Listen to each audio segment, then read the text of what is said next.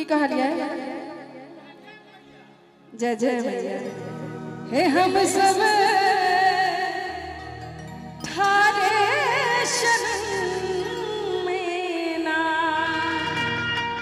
हे माँ हम सब थारे शरण में ना है हम सब थारे शरण में ना हम सब थारे शरण में ना है हम सब थारे शरण में ना। एक बार जब हाथ ऊपर करके जगत जननी जगदम्बा की विनती सुनियो है महारानी हम सब थारे शरण में ना। विनती सुनियो है महारानी हम सब थारे शरण में ना। थारे शरण में ना है हम सब थारे शरण में ना। थारे शरण में ना है हम सब थारे शरण में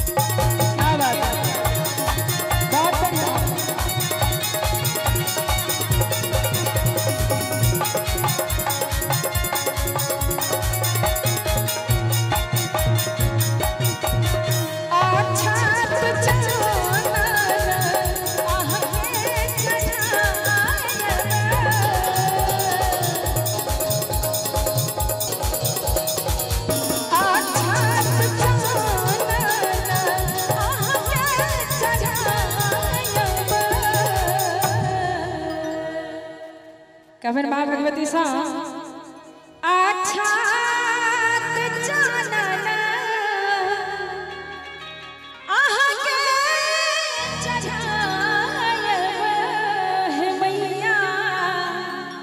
आरती उतारबना।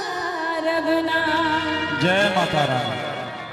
हे श्यामा आरती उतारबना। दोनों हाथ ऊपर करके जय जय की जय हो।